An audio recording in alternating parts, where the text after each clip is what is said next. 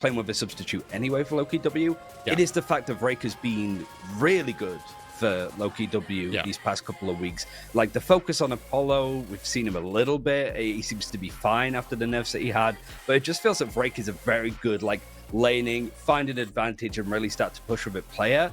And I think that's really helped like the tempo of Loki W, because when they first like got together and started playing with, say, Zergy and stuff, they were losing challenger matches in Night Shift and stuff, but now everything's glued together. And these are two teams with like two great minds that are going to look at the patch and go, okay, what's exploitable? How do we play around like this new way of playing around the urn? Which makes it really exciting to see the creative ideas that are going to come out and play, because these are the kind of events, it's 10k, 5k to the winner.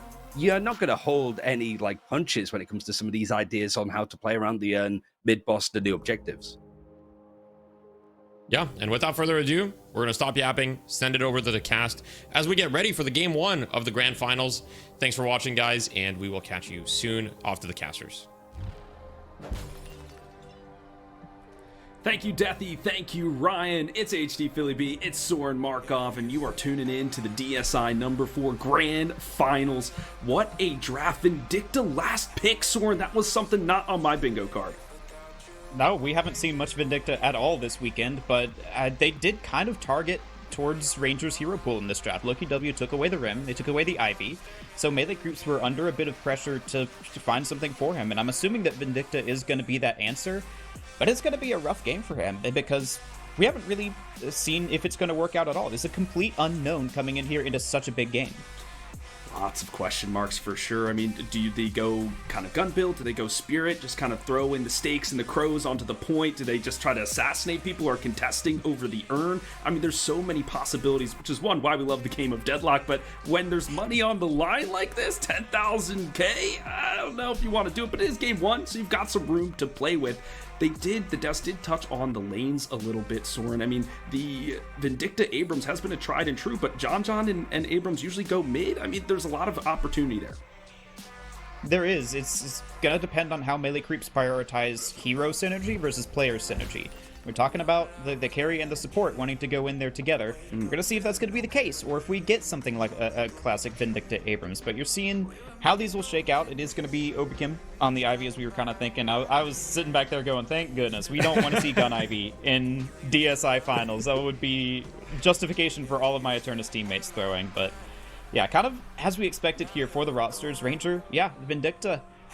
A big question mark on the player, big question mark on the hero, so this is really going to stress that point. Well, now it's time to deadlock and drop into game 1 of the grand finals. Let's see how these lanes are pushing out here, and it looks like it'll be the Venator and the Vindicta, the double Vs in the mid lane to start.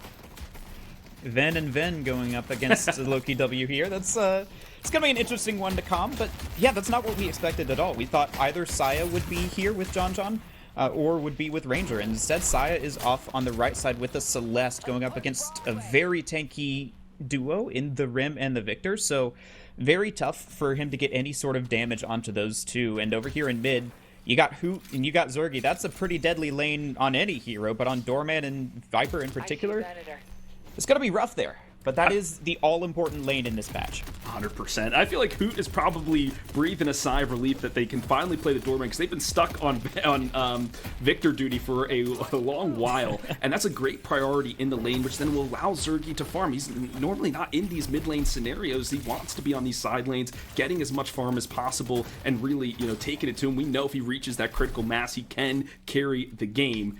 For now, though, we're just feeling it out for the first part of the match. I really like this Abrams and the Celeste, though. You feel like Abrams will probably hold it down here. Maybe Celeste going on some of those box runs, rotating around the map.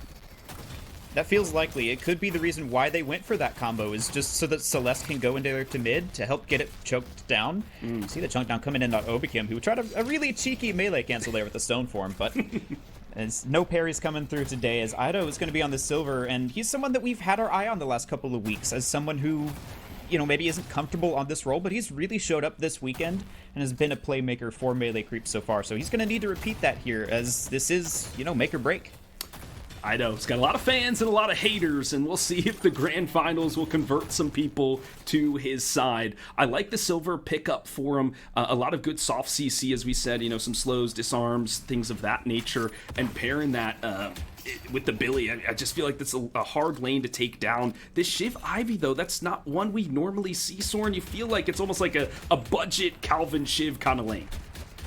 Yeah, you've still got your support in there with the Shiv, helping him stay healed up a little bit with the Kudzu connection, so I don't hate it. It's also going to be a good bit of pokes just from the Shiv Nimes, but you're going into Silver and Billy, who are going to take a lot of that poke with ease, so both sides with a very tanky draft in their respective right side lanes, and we already see Abrams going out a bit far as we get up toward that 3 minutes and the boxes come in, but everything seems to go back to neutral. As I believe we're still waiting on the first kill, but Ranger had to go all the way back here, so already the poke's starting to take some damage, and especially on that mid Guardian. And I'm seeing the switch coming through, which this is the lanes we thought we were going to see. The Abrams and the Venator together just seems like there's a lot more frontline. You can do things just like that with the cart to push the detective away. A threat of a kill just for an instant, Soren, but it will not be the case. First blood still up for grabs. That Doorman, oh so shifty. That was beautiful, though. You get Saya just on an amazing pin in, and then the gut shot, just as it looked like Dorman was about to get away, and Hoot is on 1 HP now. He's going to have to play passive for a while. Yeah, lane swaps for melee creeps. It's kind of a risky thing to do this far into a game, but I do like it here, especially as you see it paid off almost immediately. Dorman was not prepared for that one, but it does mean that Zergy gets a little bit of solo wave going on there on that Viper. Get ahead towards the start, and yeah, everybody's just staying healthy. Both these teams have really tanky drafts for when we get into those big brawls in mid, so these kills not coming very fast might be what we expected, especially with the amount of safety that these players are wanting to bring here. 100%. And as I'm looking through all the different items that folks are going, we've noticed that Monster Hunter rounds, right, have just been everywhere. Everybody's picking them up because you need to clear these troopers so quickly so you can get these Guardians, get position, get Prio in the lane so you get the rotation to the mid. So just keep an eye out for that. But is Healbane on the line, just getting that healing reduction, just knowing there's so much sustain for the side of low-key W. I'll be curious to see how these players itemize moving into this game. Could be anti-heal that comes on in, but we're also just seeing a whole lot of extra regen. Did get a little bit of a nerf recently, but it's still really good just to make sure that you survive these early bits, because as much as you want to win out the lane, you want to lose it even less. You want to just not lose it, rather. You want to at least stay neutral here as we come into the buffs, and melee creeps have typically been very good at that, and they're trying to make a contest here. Abrams 1v2 up here. Dorman will pick up the movement buff after all, and Saya just has to get away with his life. We'll at least manage that. So far, no kills coming on through, even though we're 5 minutes into the game, but we have seen a lot of Guardian damage going the way of Loki W, who we talked about their landing phase might not be the greatest. This time, at least, they're finding that prio. And most importantly, it's on that mid Guardian. That's the one that we want to see. And there is the First Blood Cosmetical rearranging the face of Ido. But can they escape? No. Fish Cake with the immediate revenge for his lane partner. We had a feeling there would be blood in lane number 1, and we have it now. Had to use the execute to get away after the kill. It's not exactly an execution, but hey, it almost worked out, and Saya will go down in mid as well. That's the benefit of Zergy getting that farm after his lane mate had to go back to base, right? He's got the ultimate before anyone else is really prepared for it, and Saya just going to be lagging behind a little bit now, and John's going to have to take these solo waves for himself. You see Billy rotating over, though. This lane, nobody wants to give up prio here at any phase of the game, but especially coming up here towards the 10-minute mark, you want to keep your Guardian. Oh, he's got the Stalker, he's got the close quarters, he wants to get up close and personal. The chain gang will rattle as the gank comes to fruition. Reels in the snake, but not fully caught in the trap. There's the Doorman with the sneaky escapes, but the door slammed in his face. Saya will get the return kill, and now it's the Guardian in their sights. Not melee creeps, melee Guardian, here we come. And they will get that down very fast. They're going to trade it for the left side, but you absolutely take that anytime you can. Mid lane prio is just the name of the game. You're going to hear us say that probably for the next 3 to 5 hours. Just get mid lane prio. And how do you do that? You eliminate your competition or you push the troopers forward. We will have a trade in Guardians now. So in this lane number 1, yeah, they push forward, but they lose their Guardian for it. But I love that gank from Billy. I mean, as soon as the chain gang online, let me just run at him and reel him in. So fantastic work. That Viper is pretty vulnerable in the mid lane. Now here's the Ivy to help him out. The airdrop from the heavens, not doing too much here. Pretty low in terms of taking this fight, but wants to go after the Abrams. Will find it. The stone form clatters into 2, but it's John who shoots them down. It will be a trade in the mid lane once again. The Guardian will fall. Yeah, it's just John being locked away in the Baroness, and here comes Zergy as well on the cleanup. John's still fairly healthy, might find some turnaround kills here onto Zergy. He's just 1 HP, but Viper rather, so good at getting away, and now he's got to contend with an Ivy who, yeah, came in on low HP, but still was able to find value with the shielding from the ultimate as well as the Stoneform heals. So melee creeps are forcing out a lot of these resources, but I mean, Loki W are keeping it competitive at every phase. We're getting up to 8 minutes. There's barely 1,000 souls difference between these two teams, and laning phase is about as even as it can be. Only 1 Guardian remaining. It's the right side for melee creeps. I feel like the melee creeps feel like they're in a favorable position when it's all said and done. Zergy, they max slide for a reason first, right? Swords, they get the extra stamina, they get the barrier, and they can slink away from some of those fights. But what was most interesting to me is that John was not even really touched in that engagement. Everyone was focusing on Saya, and we know how much space this detective can create. If that is a foreshadowing of how this match goes, it's going to be scary for Loki W in future fights. I mean, Saya has typically been on the pick or supporting roles, but he's not afraid to take aggro on the Abrams and just be in your face and be kind of the sacrifice for a lot of the rest of the team. You see him now going for those doubles, just making sure that Ivy can't invade, get those off. And yeah, he's taking so much damage, but the rest of melee creeps is around him here. Ivy, Obikin may have overstepped, but the 4 stamina is going to help him get away, as well as the Headhunter proc, and as well, we're seeing a couple of rebuttals picked up. If you're in a big melee scrum, Loki W, I think, have realized over the course of the weekend that, hey, rebuttal helps with that quite a bit. And as much as, people were complaining about the patch or loving it or hating it, whatever it is, I love to see how players evolve and adapt throughout a tournament, right? And we've seen that through the itemization with Rebuttal. We're seeing it now in the Doorman, getting it too. If it's like basically the urn is another mid-boss contest. Everyone's diving for it to punch it. And if you get these massive parries, the stun is huge. You could find an elimination off of it, and that is just a huge boon to your team. So I love the way that they're going at it. And Grit, the new item that was added, that has been a fantastic pickup for a lot of these teams as well. It just builds into so many different things that if you're building any sort of shielding, you might as well pick it up and have an extra 200 barrier for a little bit. I'm seeing 3 rebuttals on the side of Loki W, none on melee creeps. So this 10-minute urn, Loki W might be able to get in there and secure it a lot easier than melee creeps. But you're starting to see the scrum develop over here. It's a 3-on-3, 2 people pushing the midwalker. Ido goes down early, so melee creeps lacking a lot of that staying power for this fight, and yet they've managed to secure the drop-off point anyway. That pillar control, they want to get it so they can secure the urn for themselves, but now at a numbers disadvantage. Loki W has free reign to pick up these buffs and now go for the urn. I want to see how the Vindicta maybe shines or goes by the wayside in some of these engagements, just bullying their way to the contestation point is Loki W. Now we fight in earnest, but there's the Doorman saying hello, and I'm snatching the urn right in front of you. Ranger goes down early in this one. I mean, it's to be expected. The flight was already popped before the fight even started. The tag along to keep the Doorman alive, and hopefully both can get out of dodge. The fight so chaotic over the urn, but it will be Loki W who will get away with it. And Listic's ultimate has been popped, so melee creeps now have one less tool to have to deal with. This is a chaotic scrum coming in here, but a lot of low health parts coming in. Saya's down, Listic dead, the front line collapsing for both these teams, and the urn did get turned in the middle of all of that, so now melee creeps having to fight just to secure the kills, and they will come away with it with a 5,000 lead, so a good start to there. When we said that in draft, melee maybe creeps had a bit of a downside when it came to these big AoE sort of fights. We thought Loki W might have the advantage, but melee creeps that time just draw out enough resources to be able to take the fight anyway.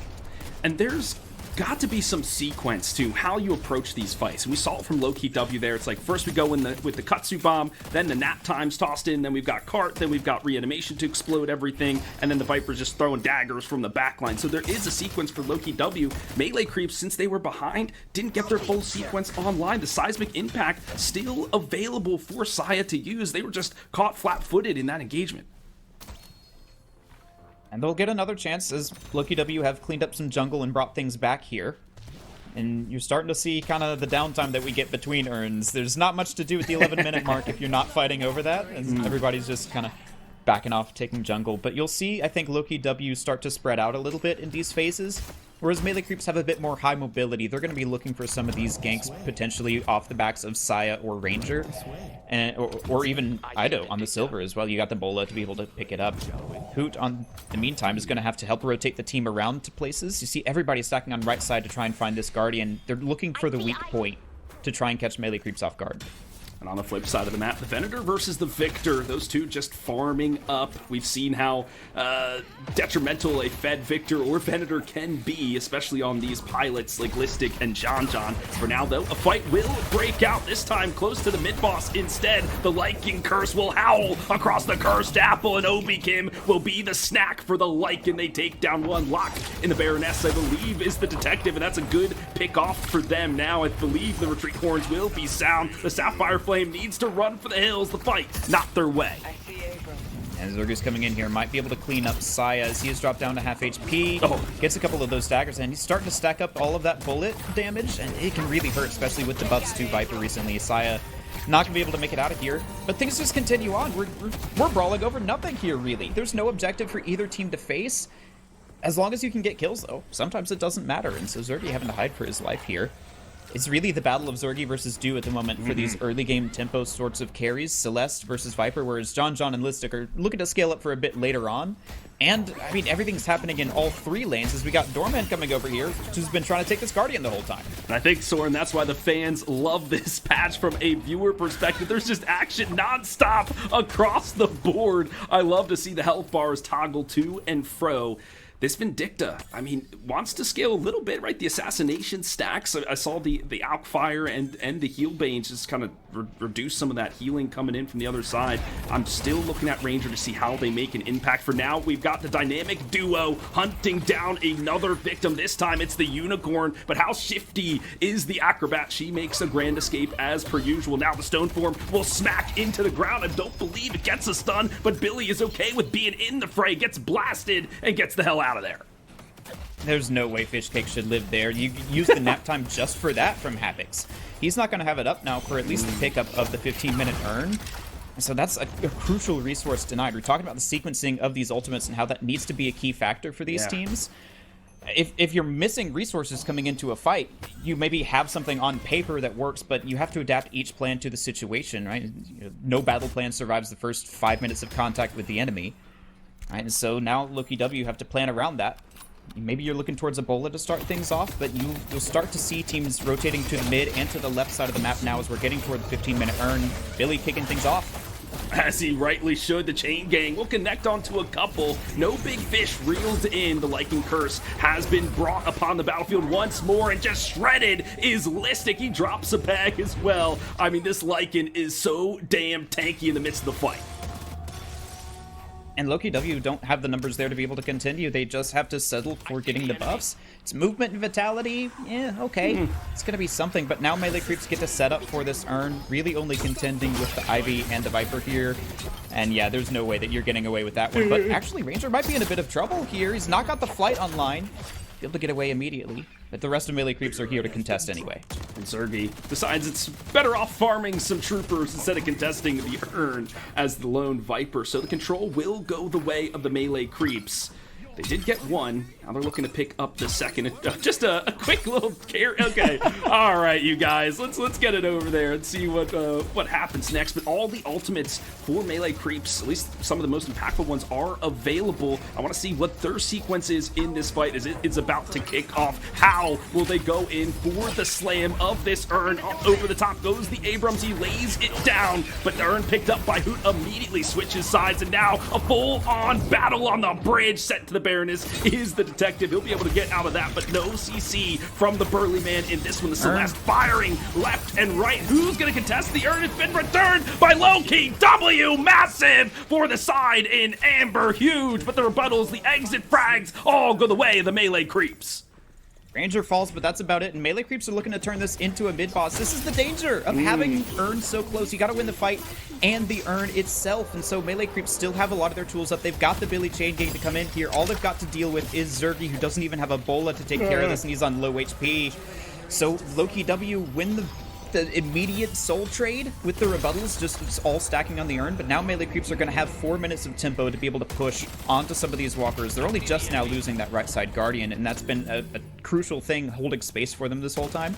But now, they aren't even going to need it. So for the next 4 minutes, they can just take any fight they want. You're seeing it already in middle. The what, 5v5 here coming on? This is very aggressive from Loki W. It sure is. They've got to do something to get the momentum back in their favor, but going up against the Celeste, maybe not the right decision.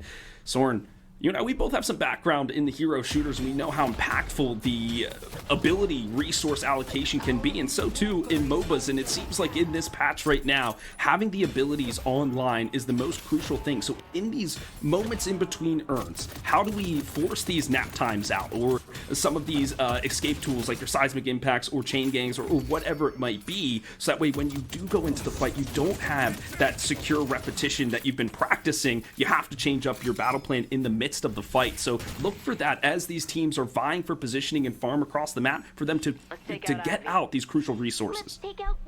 Feels like a lot of the time in Deadlock, it's you kind of just have ultimates up for every single fight, but now this is this meta where everything is important to just kind of press 4 onto the point.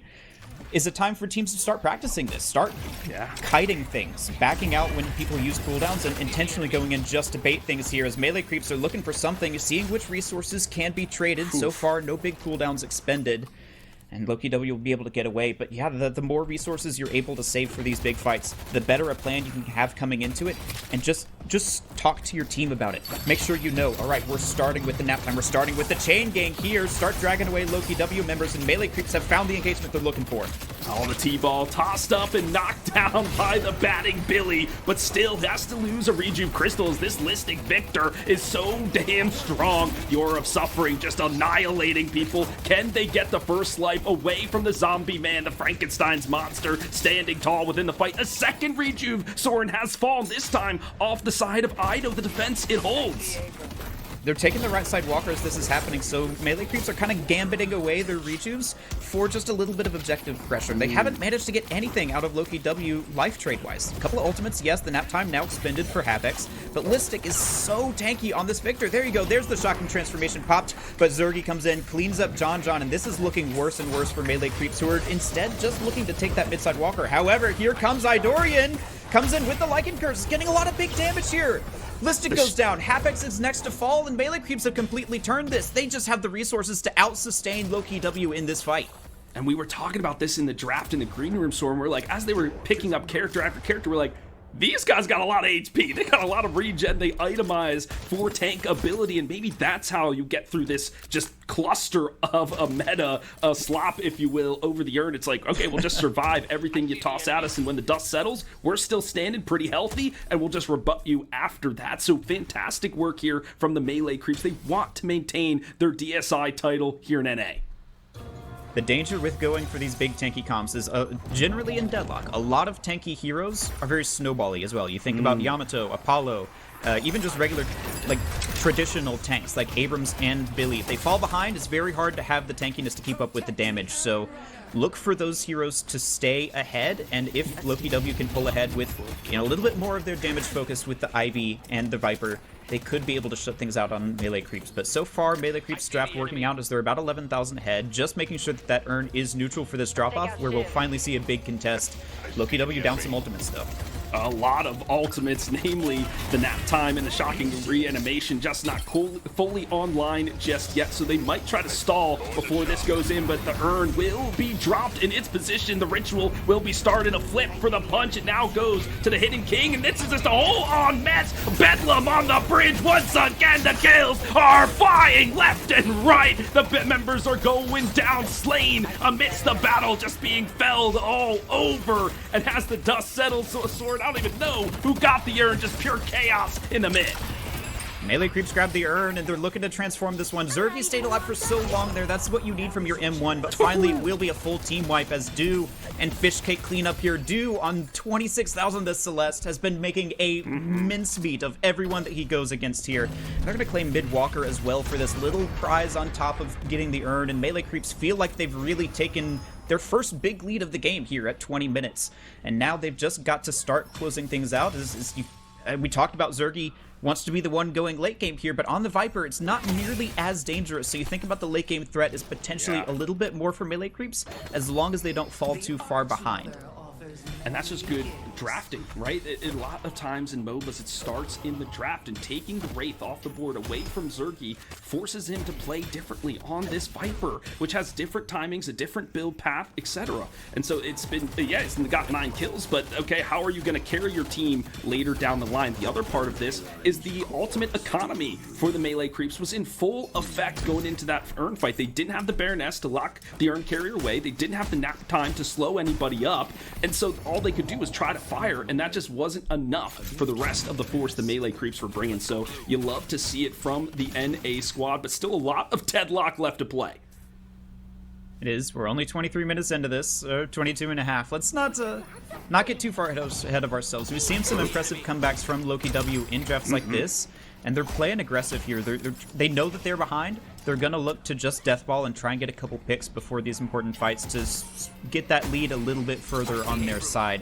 The danger, though, is that you expose yourselves to frontliners like Saya in these engagements, and you've already lost 2 walkers, so you can't even spend too much time on the map without having to go back for that third one. Wave management going to be crucial for any of these teams that are looking to take good fights, because anytime you've got waves with you, you can pressure things just a little bit more, maybe force someone to go back lest they lose an objective without even a hero being there.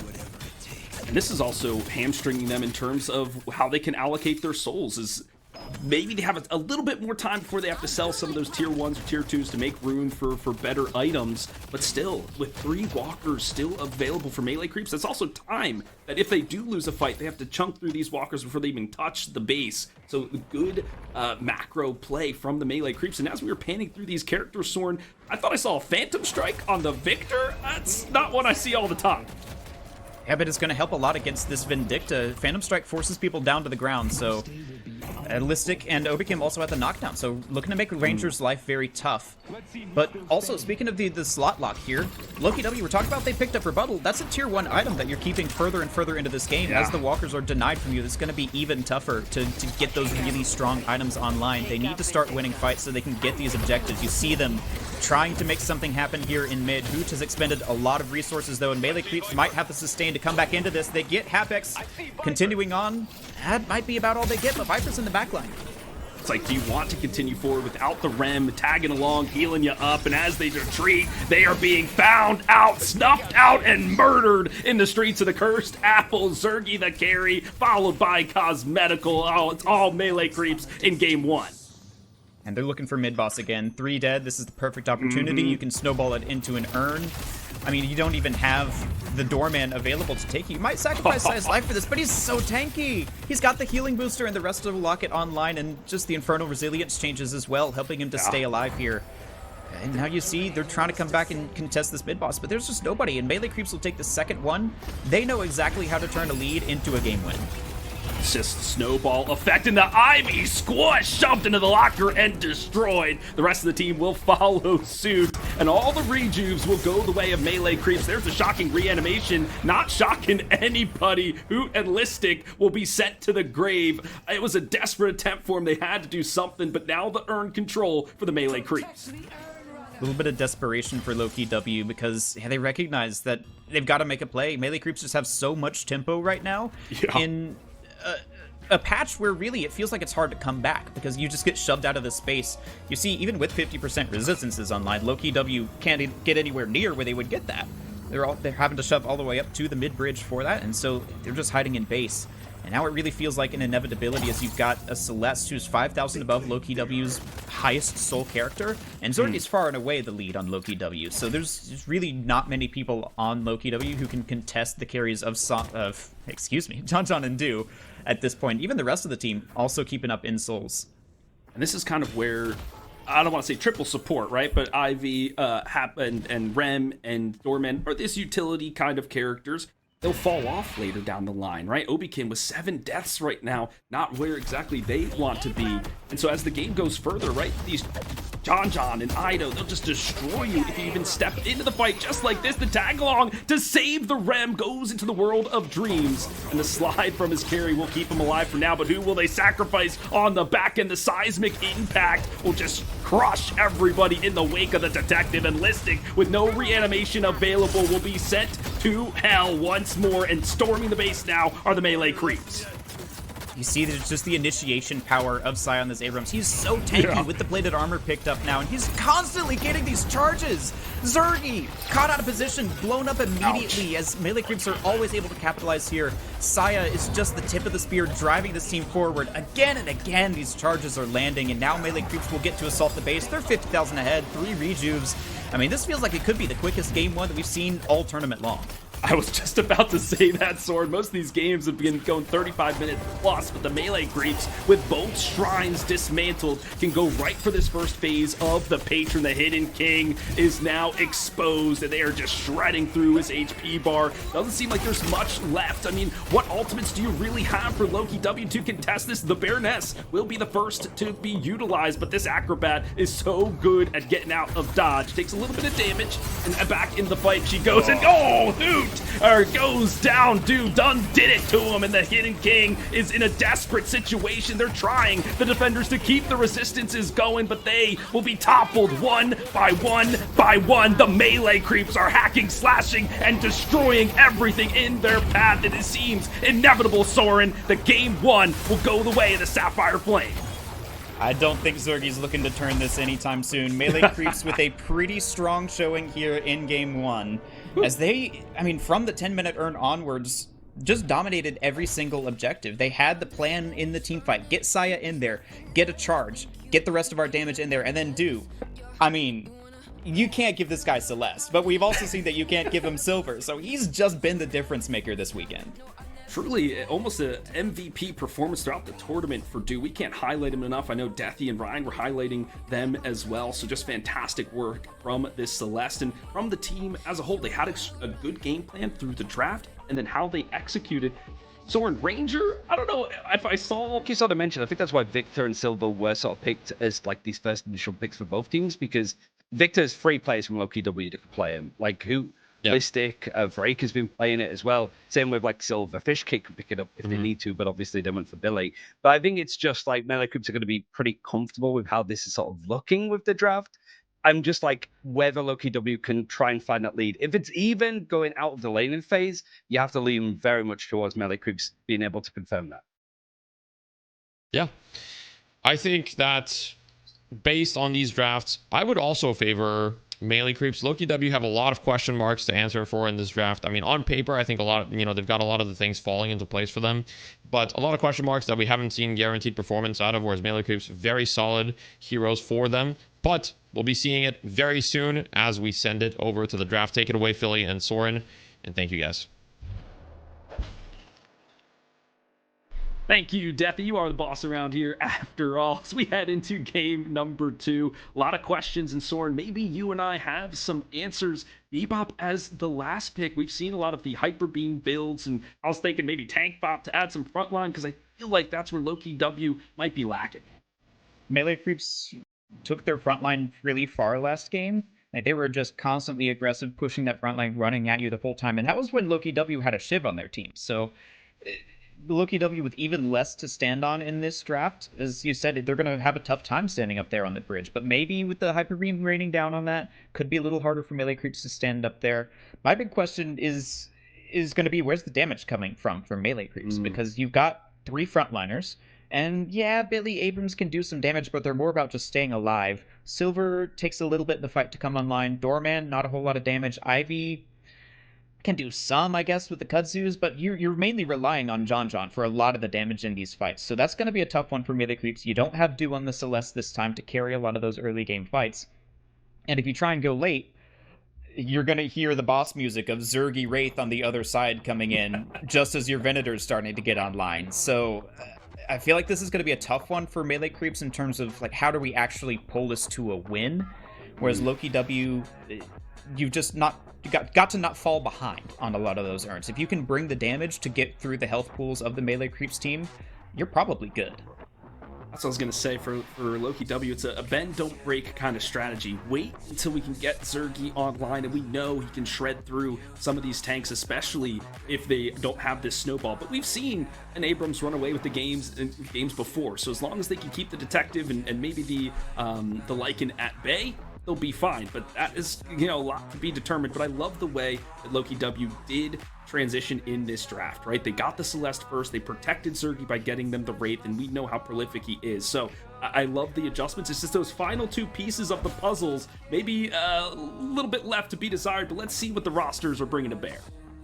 This is pretty much exactly what we were expecting. Obi Kim on the Celeste I think we've only seen that once before this tournament, and it wasn't the greatest, but it was largely a deny pick from Do, I think, and he's going to be roaming over to the Silver, kind of as we were expecting in draft. And Ranger on the Ivy, again, a bit of a question mark. He's playing a lot more to the utility, so he doesn't have to be in the kill feed the whole time, and melee creeps have been playing Ivy for a lot of these bridge fights. But it's still a question of, can you get more than an average performance out of this hero?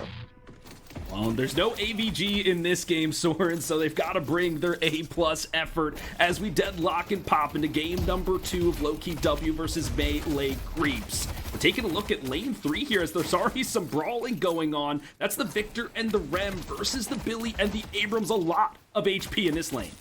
A lot of close range damage coming in, and it's gonna be a question of whether Listic can keep enough damage onto these two. Rim's certainly gonna keep him topped up the entire time, and it's CC on the other side that they're looking for. But once again, we see Ranger put into the mid lane with John instead of Saya, and we might get another lane swap here, as just the Abrams and the Venator worked out so well for them in the last game. I'm surprised to see Ivy coming back here in mid, but it is going to help just shoving out these lanes a bit against the rather weak wave clear of Bebop and Wraith, but those two are also really dangerous when they're under their tower, so maybe you don't want to get overly aggressive.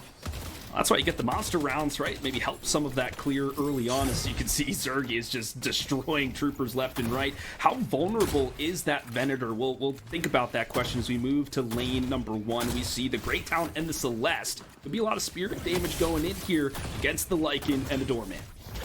They've just mostly got to keep their distance. Celeste, happy to get in, get some damage, and float away.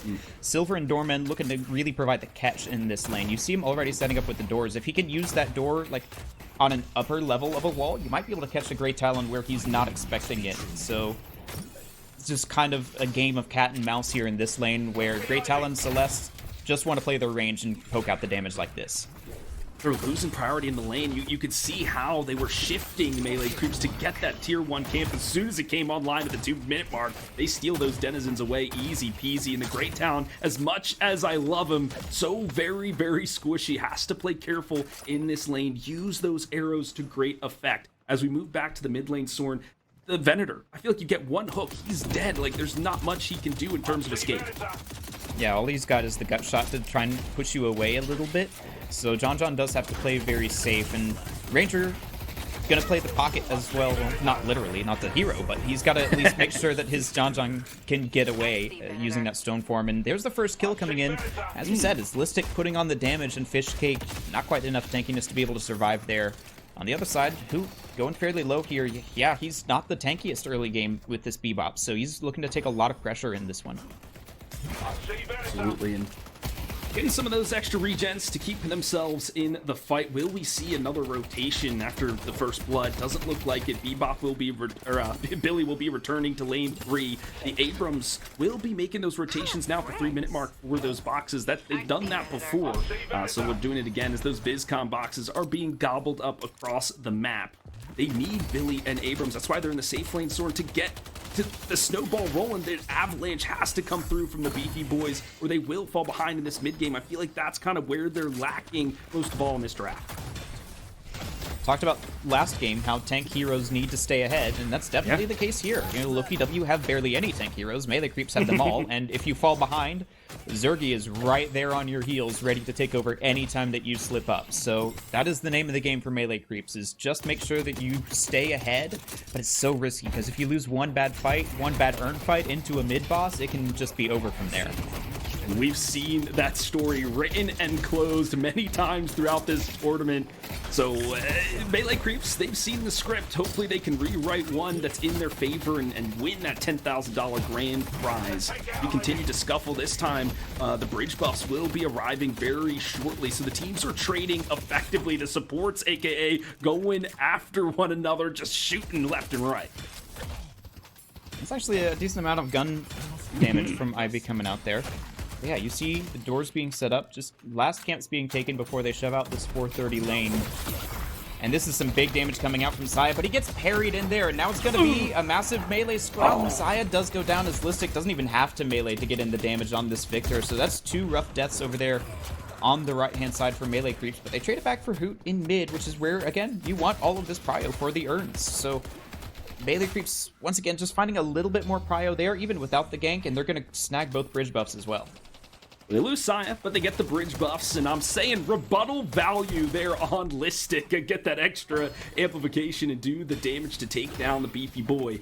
Well done, but staying even. It's 20,000 souls apiece. The gun buff here on the Billy will help him clear some of those waves. And I feel like it's this lane clear from this lane 3 that just hasn't been good for those tanks. And that's why they've been under so much pressure. But this Rem, you've been talking about this build with the cold front Soren. We're seeing it again here from Hapex. Really wants to get in the fight. The impressive thing about Hapex is he's not really playing like a full support Rem. That's usually Obakim's role on the team, if anybody, the hard support, but I mean, Hapex has just been playing like damage Rem, and then maybe a bit late game going the Echo Shard, but he's just getting all of the damage, and you see Melee Creeps trying to make something happen here with the Abrams swapping over to mid lane instead of the Venator, and instead it's them who get got. Listic pops shocking reanimation, but he's completely safe. Oof, and Fish Cake will be munched for lunch again. The Billy has just been under scrutiny now as the ultimates pop, so do the bodies, and they are dropping across the cursed apple. It's hard to keep track. I thank DR Observer for trying to get all of the action for you today in this game number 2. Like and Curse trying to get to the Guardian, but taking to the skies is the Archer, and he shoots one, almost takes down through the heart Ido. But that Guardian is looking very weak, and so one more good push from Melee Creeps to be able to convert that. They've just got to get their health bars up in all lanes. As you see, Saya under immense pressure, Ido and Do also looking fairly low. So Melee Creeps have had their little bit of time, and Loki W looking to make them pay for it as Victor also has to back away, so a little bit of reprieve for Melee Creeps, but they're still fighting tooth and nail for this mid Guardian. And they certainly will get it. No airdrop for the Ivy to escape, but who has gotten their true Corey, and that is the Guardian for sure. We'll get a quick buy-in before maybe they lose their life, as a ton of members in blue are approaching. But as we look at the map, here comes the Billy, here comes the Abrams. They are going for this Guardian. And they're going to have to bring over Listic to compensate here. No shocking reanimation, so it's just one life. And that leaves this left side Guardian open for Loki W. They're looking to get that one, even though it was Melee Creeps with the pressure there earlier. Nice angle there from Ida to try and get that mid Guardian, and things working out for Loki W so far. So despite the 4-man gank in mid, they're able to rebuff all of that pressure just with the Hyper Beam. But man, Do looking to make something happen here. He's so low, trying to find the finish off onto the Celeste. He will find it. Do's on 1 HP with the refresh Lycan Curse, trying to battle out against the Great Talon. If either one of them can get an execute on, there comes Ido with the finish off, and surely that'll be a lethal hotel. Oh my gosh, the Lycan just staying alive by the skin of their teeth. That was wild. I thought Ido was going down for sure, but we are continuing to brawl on the bridge. 2 minutes until the urn arrives. We know that's the big tipping point. Will we have the idol, or will we have the abilities, the ultimates available? Soren, let's take a look. The Melee Creeps, at least for me, I feel like have the better team fight in this instance. Yeah, Loki W missing some of the team fight that they had last time with things like the Ivy. They've still got the Victor in the Rim, though, so plenty of ability to take that. It's just if they can get past the tank line of Melee Creeps to get up there and actually stand on top of the urn to be able to parry it out. Melee Creeps have so much ability to come in there and use their high HP pools to bully you away from a point like that. And so Loki W have to find some damage from someone like Zergy to be able to cut through that. You see him already nearing 8,000 souls. That's top of the lobby. Second place, by the way. Hapex, at least as far as Loki W goes, is second to top. He's doing a lot of work on this rim to keep his economy up. Getting the kills, stealing away jungle camps with the helpers, helping out his teammates, doing everything that the little Remington can do. These teams, they know this urn is where they will lock their sights. A few more seconds for that to pop, and I'm looking to see how they rotate Soren to this right side of the map, because right now, it's the melee creeps who, they're doing some lane cleanup, but they're currently in position to get this urn. Still got 30 seconds, though, for Loki W to be able to rotate over, and crucially, they've got that mid-Guardian still up. Melee Creeps having to take a little bit of time off here to bring 3 members over, shove out that wave, and put a bit of pressure on, but Loki W comfortably sitting around it to be able to keep it up. It's... all things being even, I think that they've got the advantage here, and a parry comes in onto Do. He's looking to low HP, but the Lightning Curse once again might find things. There comes the bird, though. Perfect timing from Cosmetical. And there's the silver out for this fight, so Loki W putting the pressure on early. They're going to look towards that right side, but Melee Creeps already there setting up a defense. That's a point-blank bird for the stack. The urn, though, will be gathered by Melee Creeps. However, they lost a member in doing so. The Rising Rand will beat down the Victor, but couldn't get the follow-up as the Baroness had locked the zombie away, so the full kit combination not coming to full effect. However, the blue side will have the urn, but how do they turn it in Soren? That's the question. Well, they'll have silver back for it. It's enough time for Do to come back. They're going to be pretty reliant on Ranger here with some of his AoE between the Kudzus, or the Entangling Thorns now. Excuse me, I changed that name, but he's also got the airdrop in case he needs to bring a little bit more to the fight. You see him, I thought it was Celeste who's the circus performer, but he's juggling pretty well there. Boot will go down. Good start. Juggling the deaths is certainly Saya, who also falls amidst it all. The Shining Wonder's just hopping between everybody, blowing them up. The soul urn has been returned, however, by Ranger scouting out the proper positioning for it. The Doorman then getting everybody out of dodge. It's easy come, easy go for the Melee Creeps. Just noticed, you dropped a scout, but you got a ranger. It feels like very much a similar sort of roles, at least if you're playing in like the tabletop role-playing sort of community, but hey, it certainly works out there. As we said, Ranger comes in with the AoE needed, and Loki W are bullied off of the area by the immense amount of HP that Melee Creeps are bringing. Even the Shining Wonder coming in there doesn't provide enough damage, and so they've got to find some way to deal with this. They don't have a whole lot of group CC, don't have a whole lot of group damage, and so even with Saya going low here and potentially getting picked off, you're going to need somebody like Zergy to continue to find these kills if you want to have a hope of contesting what seems to be, like, the most important thing in the game right now. Saya definitely willing to sacrifice their life for that mid-Guardian, and Soren, we mentioned this in our little pregame, was that they can take so much space, the Melee Creeps. They can just charge on forward. It's almost like a Civil War battle. It's like, doesn't matter how many shots you take, you know, you'll just keep moving on to the point. That's exactly what they do. So, still lots in this. It's as close as it has been through the entire match. I mean, is there one player that we're looking at, and it's got to be this Hoot guy. He's just getting hook after hook after hook. Bebop's dangerous anytime that he has a hook in the game, so you can't ever count him out. Even when maybe his damage got nerfed recently with the gun, you see him picking up some of those more gun items, but I expect him to go a little bit more towards the Hyper Beam as the game goes on. Just that scaling is all that was touched, or the game's still fine. So, yeah, Loki W, they just need to buy time for their Wraith, really, because that's been the theme for a lot of their games, is if Zergy gets online at the 35,000 mark, the game's just over. It feels like they've never lost as long as they can get that online, even if they're behind by a couple of souls. If they were behind by 30,000, maybe, not enough, but Melee Creeps are going to have to be able to stop that Wraith and continue to find these ambushes and not let him get involved. It's a ticking time bomb. They've got to beat this game. They've got to win before Zergy is fully online. And Listic too, right? We can't forget about how impactful this Victor can be once they get the refresher and they just have many lives. They can't go down. We saw Melee Creeps win it in pretty convincing fashion pretty quickly around, what was that, like the 28-minute mark in game one. They need to repeat that performance if they want to win it here. However, Loki W, they want it to go past that 30 minutes. We said the bend don't break strategy, and so far I'm looking at the Walker Soren, barely a touch on any of them. Yeah, no real threat so far from Melee Creeps, as they've not won a fight decisively yet. The souls are still pretty close. First urn went their way, but they weren't able to follow it up with a team fight win like before. And so it's just small advantages for now. And that's exactly what Loki W are looking for. Even if you don't win decisively in this phase of the game, just don't lose decisively. And so now Obikim has actually been caught here on the Celeste. Plenty of healing to keep him up, but there's just so much close range damage. The Shining Wonder, though, does excellent healing to keep him alive, and they'll turn it around onto Fishcake and Ranger. Melee Creeps caught off guard by the surprising tankiness of a Celeste. The two ults, 2 kills, and Obikim still in the mix of the fray. The dazzling circus freak is just murdering everybody. That's a double kill for the Celeste. Loki W, low HP, but they stay alive. And Melee Creeps will have enough time to come back into this before the urn comes up, and you see John John's pushed out that wave all the way, even got the Walker as that fight was happening, so no Venator, no win in that fight, but he's at least up to 18,000 here, ahead of even Zergy, and they've got the space to be able to come up here and get the urn pickup, so not the worst thing in the world for Melee Creeps. You didn't even really sacrifice that much on souls, as they're still 3,000 ahead.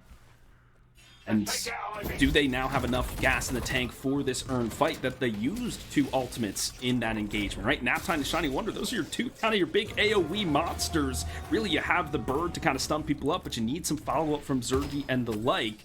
So let's see how Loki W assesses the situation as they move forward. The Melee Creeps have basically everything online, and they're ripping and ready to go over the urn pickup. Slammed into the wall is Listic with a shocking reanimation. Tick, tick, boom! Blows up a bunch. They are stunned down, but not taken down just yet. The Warp Stone will try to get him out of dodge. He's got to hop, skip, and jump away, and that will give up the urn priority, at least for now, to the Melee Creeps. Getting in on the action, evaporating people left and right, hacking them through with the Lycan's Curse, and that will be a fight potentially maybe now lost as the urn has switched sides. Zergy to pick it up. Zergy made his way over here on the Wraith to get involved. He's high souls, needs to be the one leading the charge for Loki W, but this fight continues to go on, and Melee Creeps are making it scrappy. They've lost John John, a lot of their damage now out, and there comes the Hyper Beam, as we said, onto that mid bridge. The urn being turned in, but it's still not quite there yet. Teams contesting, and Ido takes Zergy out of this fight, and Listic goes down at the same time. Now what do Loki W bring to this fight? Urn being turned in, and it's Melee Creeps who take it. John John dead, no problem, they still bring it, but Loki W could be turning this around as Zergy has come out of the Baroness with a vengeance. Oh my goodness, Hoot, just popping bodies out here. But the Soul Urn will go the way of the Melee Creeps. That was the power of the Doorman, just take the numbers off the board. So I don't even know who won that, really, Sword. It was just trades all over, but a slight lead now to the Melee Creeps. They were ahead by about 3,000 before, and now they're ahead by about 6,000, so I guess technically they came out ahead, but like we said, before, in game 1, they took a mid-boss off of this urn fight. They lost the urn itself, but they won the fight and then went mid-boss and really started their snowball from there. So this time, instead of a mid-boss, you have an extra tier 4 item spread out between your team. So it's not nearly as decisive as we saw in game 1, and that leaves players like Zergy able to still carry in this late game. He is being matched by the Venator, though. This is something that we haven't seen in other games, is another M1 on the level of Zergy to be able to contest him. It's a bit of a new factor here. This could be a new challenge that Loki W haven't yet had to overcome in this tournament.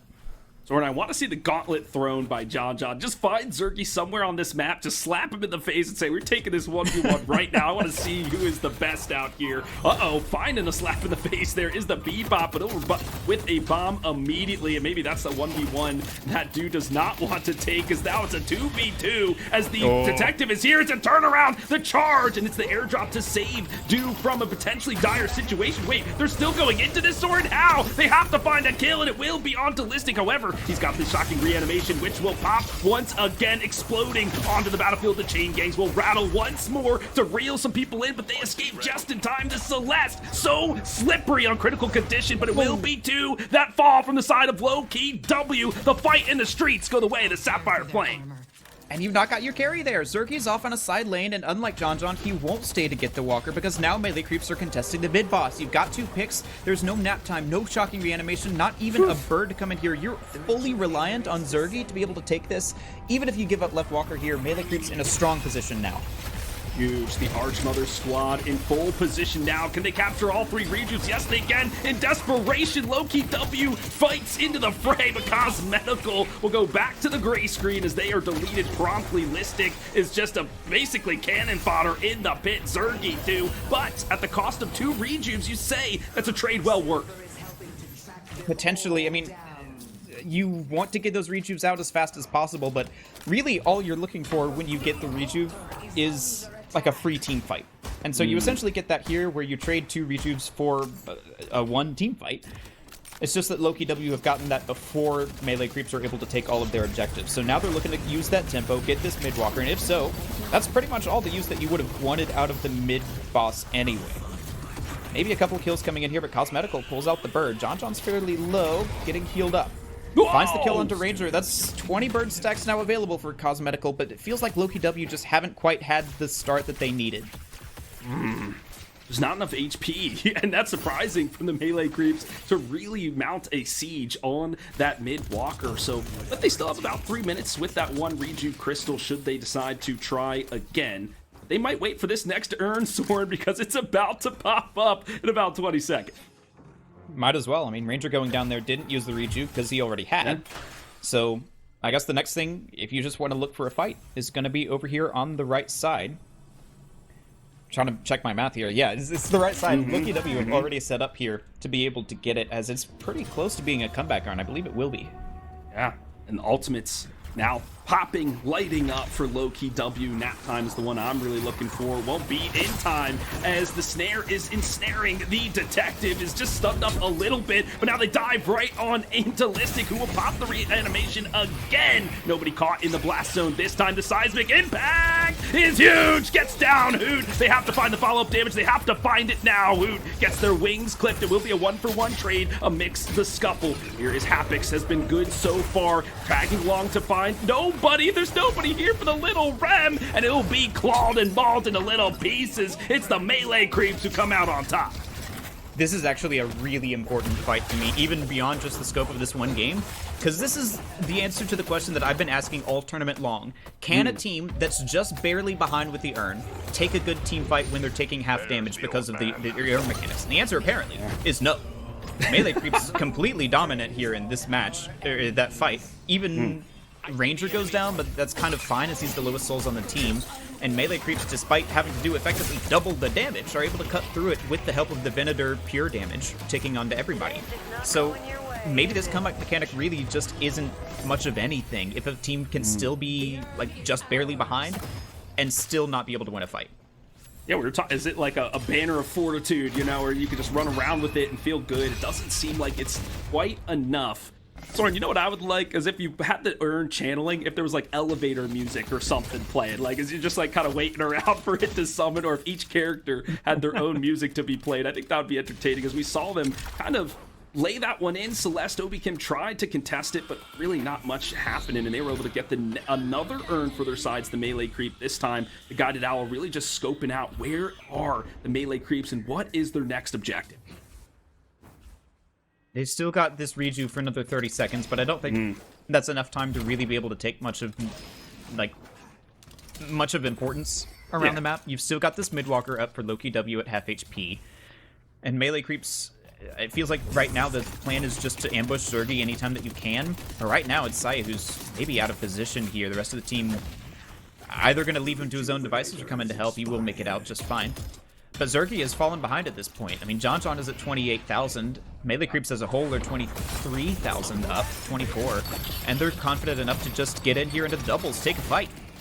The snowball being pushed down the hill, and it's ready to gobble everybody up, and who will be the first victim of the avalanche? They just find him out, and I was about to say, Soren, there's so much jungle online here for Loki W that maybe they feel emboldened enough to go after it, but they don't think they're going to step up now after who just gets dismantled in the urban streets.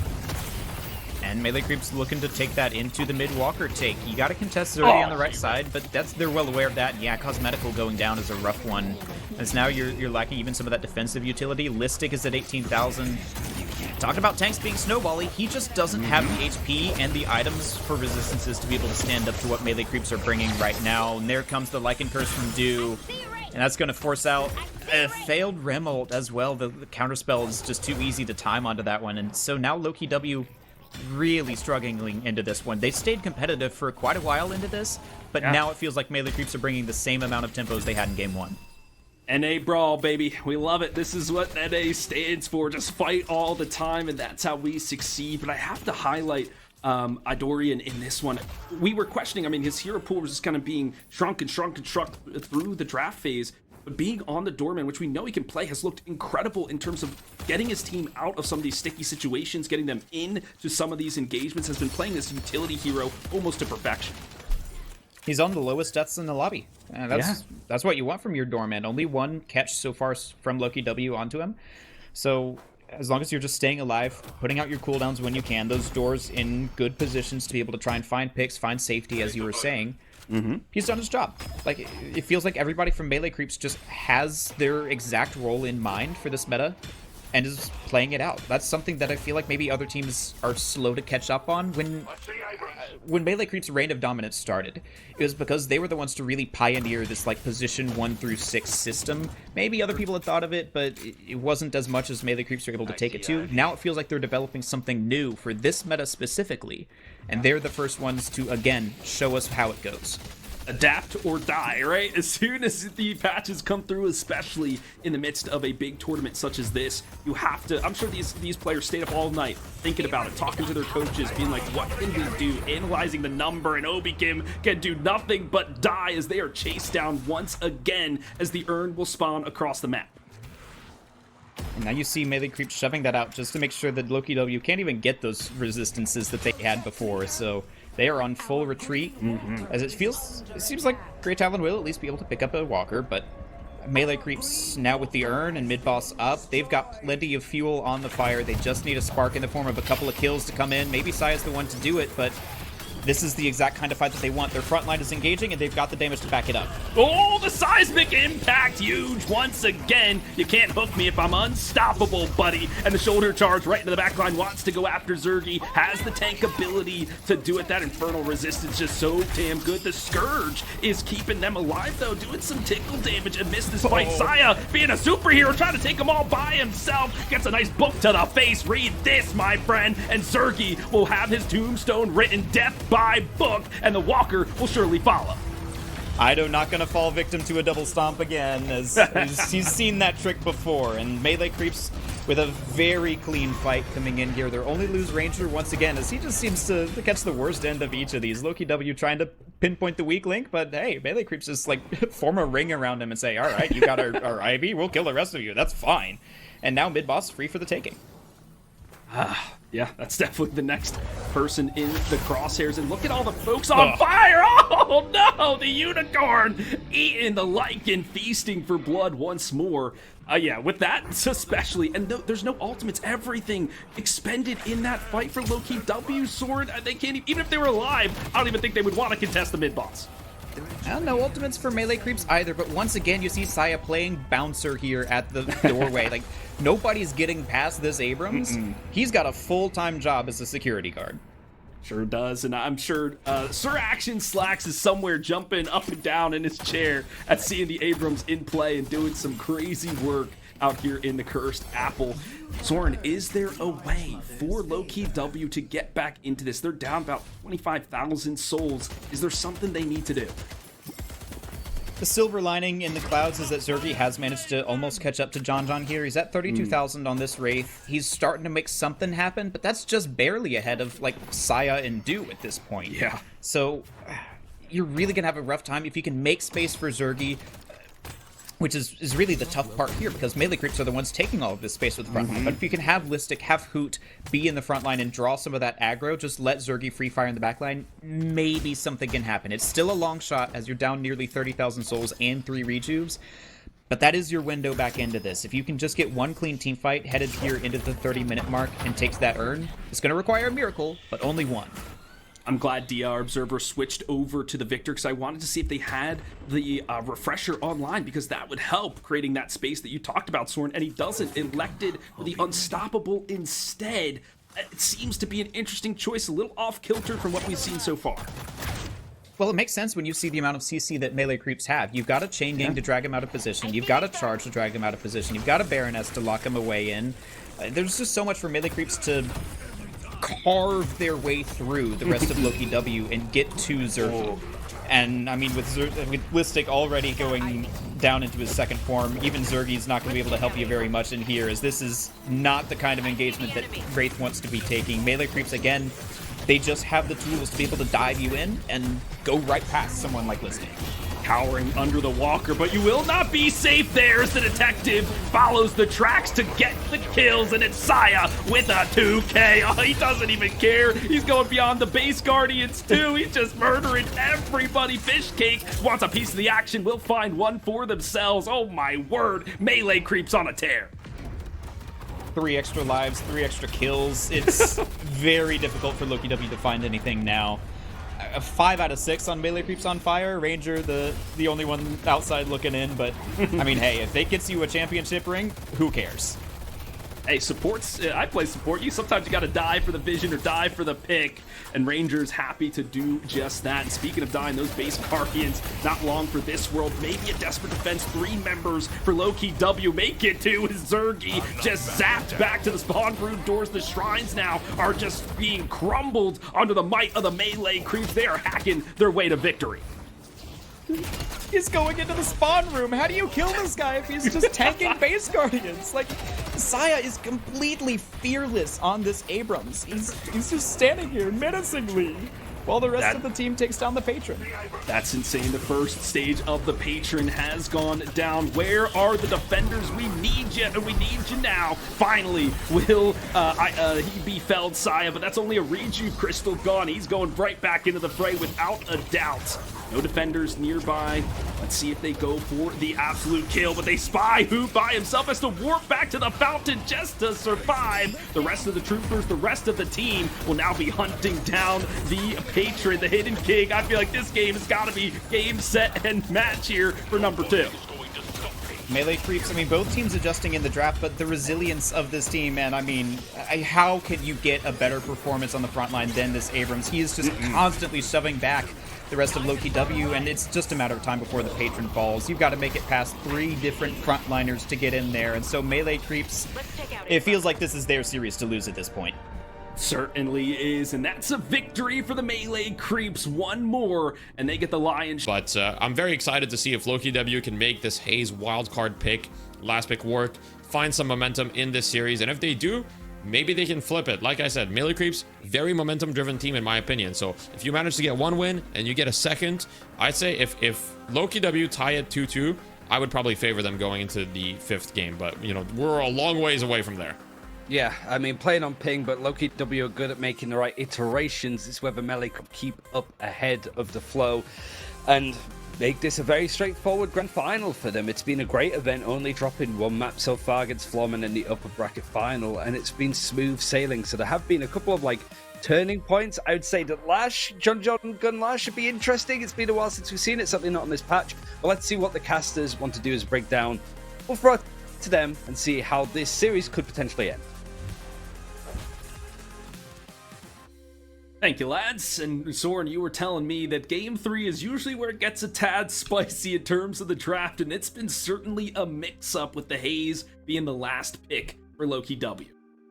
I think was saying on the desk, like, OBGame has had a lot of success on Hayes. We just haven't seen it this patch. It's more focused on these big team fights, less about the assassins and the roaming play styles. So it's going to be a switch up from Loki W, but also Melee Creeps. The question of where is John? We're going to get to see it here as we go in, and it will be the Lash, as Deathy was predicting. Yeah, things kind of shaken out otherwise how he predicted, and so it's a question of whether John can keep up on this Lash where the rest of the team has been relying on him for the Venator play this entire tournament. So Loki W might have just been big braining with the second round ban, and I'd certainly like their draft a lot better than we had in Game 2, as they're starting to pick up on the importance of these frontline heroes that Melee Creeps have been prioritizing. We'll see if they're able to carry it to a win. Well, it's time to deadlock and roll into game number 3, and I like the adjustments that both of these teams made, but Melee Creeps, they have to win this early. With no true, like, M1 type of character, I feel like if it goes late, Zergy and the rest will kind of just beat them down. So they've been winning it pretty clean, pretty quickly. They have to do it again here to secure that $5,000 bag. Your main tool to shut down Zergy if it goes late is the Death Slam and or the Hotel Guest, so both of which Wraith can get out of pretty quickly. So there's definitely an aspect of let's make sure that Zergy can't ever do that again, which they managed last game, but only because they had someone able to match him at all stages of the game. So it's a question now of can we just win these fights 6-on-5 with Zergy likely farming in a solo lane, which definitely also happened in the previous game. But this is the time for Loki W to pull out their big strategies, because this is it. You don't win this one, it's over. No second chances, no run backs, no anything. It's time for the reverse sweep. And speaking of a reverse, Soren, as you were talking, there was a switch. The Doorman now has rotated to the mid lane. That's Ido, and the Ivy Ranger has gone over to lane 3 to help out this Silver against the onslaught of daggers from the Haze and the Shiv. And so I'm enjoying that split, but I want to go back to the mid lane because we have the Victor and the Wraith, that's a lot of farm that these characters need to get. Yeah, kind of your more farm-dependent characters put in there, but I think it's just to make the rest of this work. Like, you've got the left side where we've got Billy and Rem, which we've been seeing all series long. And, well, I guess, like, tank plus Rem, at least for Loki W, because this is the first time they've been on the Billy in this series. But on the other side, you've got Haze and Shiv, which is a lot of, like, poke damage, and then if you get a sleep, you can really put the pressure on with the rest of the Shiv cooldowns. So that kind of just, by process of elimination, leaves the Wraith and the Victor in mid. And that's still a fine lane. It's just, I think both these teams actually are going to have a tough time decisively winning that mid lane unless something like of a true individual outplay nature happens there. I'll be keeping a close eye on that mid lane in terms of the farm that both of these characters will be getting, how much spirit damage is going to be outputted by this Doorman, and the damage being laid into Cosmetical, the first blood to Fishcake, their first time on the Lycan. First time this series, at least, but Silver is such a flexible hero for melee creeps. Half of their roster can play it to some degree.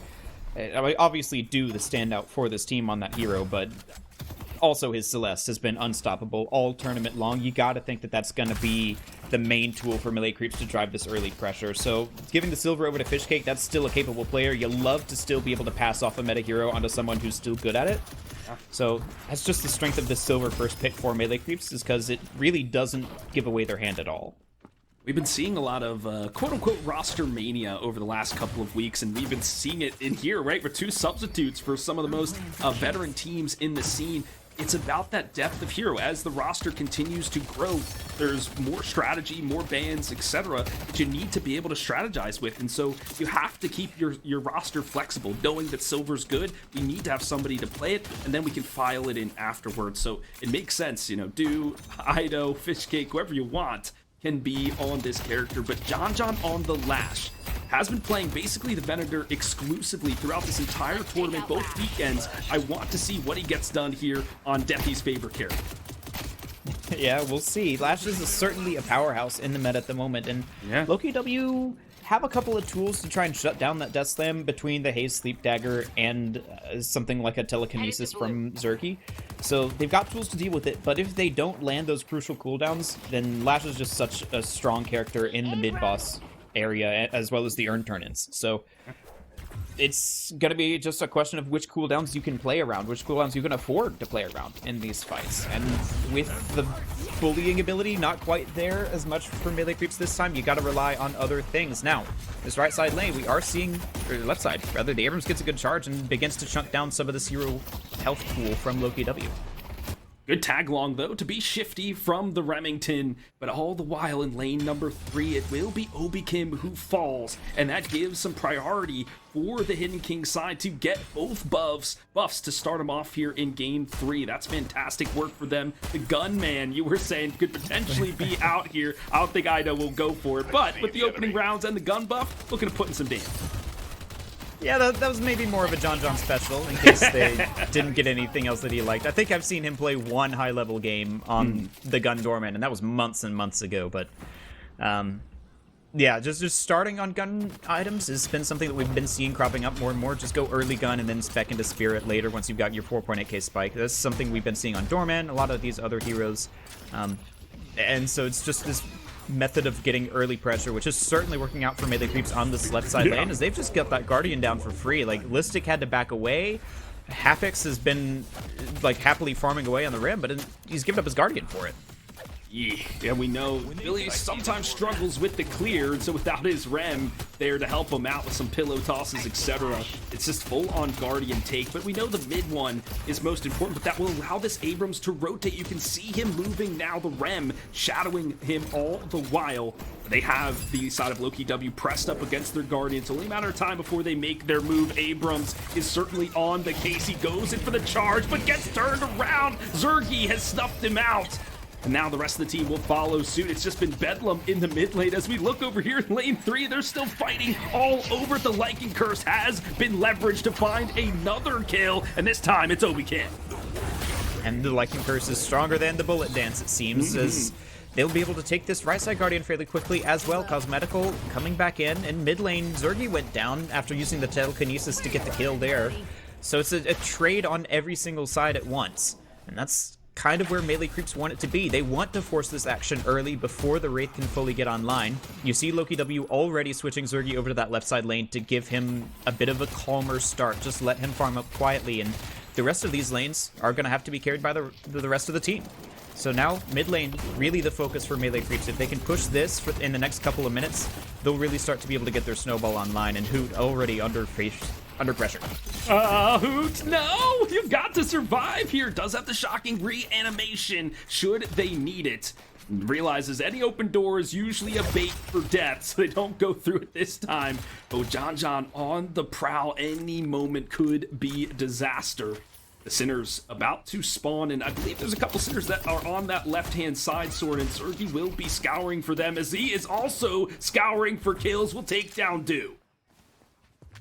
I don't know how you find that. There's not even a telekinesis used. Dude just out of position. I guess that was a dragon with the chain gang from Listic, so great teamwork there to be able to shut down what we think is one of Melee Creep's biggest win conditions.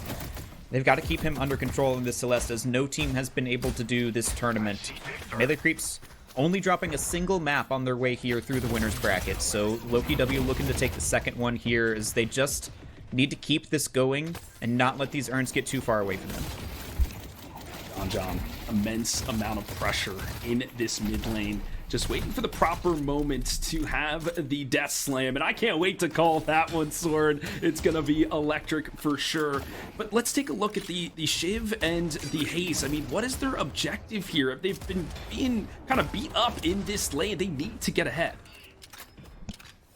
I think mostly they just want to start roaming, honestly, especially for Obi-Kin. You want that Haze to be getting around, maybe just like have him on permanent duty and get those sleep daggers onto someone as slippery as the Celeste, but he's been stuck here in this right side lane. Would love to see someone maybe like Listic come over there and anchor that lane instead, or Hoot on the Victor. So maybe Loki W have a plan there, but that's the only lane left with two healthy Guardians. In mid, the Loki W Guardian is looking worse for wear, but Zergy on this left side lane has just been solo farming. He's up nearly to 10,000. This is the game plan for Loki W.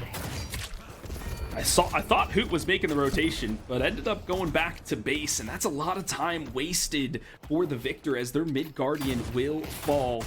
This is time to get priority in the lane, folks, as they are gearing up for that first and very crucial urn of this new brawly meta, and they are looking for kills to start it off. Into the Baroness Hotel goes the Billy. He's put into his own chains. Doesn't love that, waiting for the cart to just pop him as soon as he exits, and that will send him almost 6 feet under, and one shot will do it. There you go. Ido secures the kill.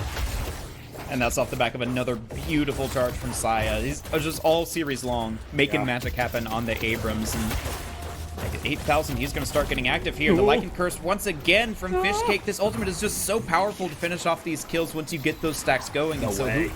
That's the shocking animation out. That's an important ultimate for these urn fights. And they're going back in the nap time, putting a snooze through the battlefield, and Ranger will go into the coffin for the rest of his days, but he goes, what a martyrdom! How did he even do that? It must have been the entangling thorns who are choking the life from Loki W, and here is the carry John to net himself too as well. Listic does escape with the urn, so it's not as disastrous as it could be, but melee creeps going up 8,000 at 10 minutes, even without the urn, is exactly where they want to be. They'll have enough time to stall out this urn, let Loki W come back into this with 6 players, and melee creeps are kind of spread out here. If Loki W just force this, they might lose it. Uh-oh, there is the Chain Gang available, but where is the follow-up? Another set of thorns, and there's the stone form. Squishes the Billy into the dirt, and oh my gosh, low-key W falling like flies. They are dead. Ranger returns the urn and gets the assist. This guy doing it all. Melee Creep's just able to rotate in time. It was scary, I think, for them, but they've still got all 3 Guardians up and healthy. So they've got plenty of zipline space on the map to be able to rotate quickly as long as you've got those zip boosts available. Gotta imagine some of those were used, but also just, that's how important movement is at this level of play, right? The faster that you can move, the faster you can rotate over to those urn fights like that. And now, at a 15,000 lead at 11 minutes, I mean, look at Fishcake and John John. They're on fire, they're looking happy, and the rest of the team is also well ahead of anybody on low-key W. Like, Zergy is behind 3 different players, so Melee Creeps really want to push this tempo now. Does not feel good, that's for sure. Soren is low-key W. Are they out of gas? I mean, they were playing into way late in the night yesterday for the lower bracket rounds they had to work through. So a little bit tired, off some sleep, working with some energy drinks for sure. And now it's close to midnight on that side of the pond. And maybe they're just running out of gas. Is being hunted. Is Obi Kim? There's 2 members looking after him. Can the assassin survive? No. It's a bit late, but I think Loki W are proper gamers. They know their midnight timing's better than anybody, so... I mean, they played well late into the night yesterday as well, so they got some time to get used to this timing, but right now it certainly seems like they're just those few seconds slow on these decisions, and Melee Creeps are certainly playing with fire today. The energy that they need to be able to close out an exciting match like this for the grand finals. I mean, they're coming into this basically cold. They didn't get a proper warm-up, maybe some scrims behind the scenes, things like that, but they've had time to just sit back, get energized, get to the proper meal, and study the VODs. 100%, and maybe they can ride this momentum into some other tournaments that are on their schedule for sure. The Night Shift will be putting on one next weekend, so there's a lot to play for these teams, and they're just racking up the cash pool after each and every match. But they've got to get through Loki W first, and through the door they will go. Ido helping his team out there just to escape a sticky situation.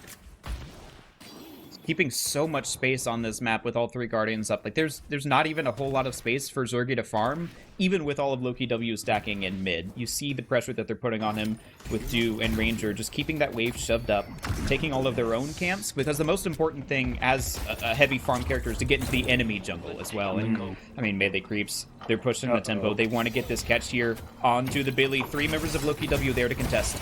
Oh, the cart just goes and pushes him away, and that shoulder charge will follow it up, but the Billy is pretty tanky, gets blasted, but gets deleted at the back end, and Ram with the Save Your Friend syndrome, trying to help out his tank, but goes by the wayside as well. That's 2 down for Loki W.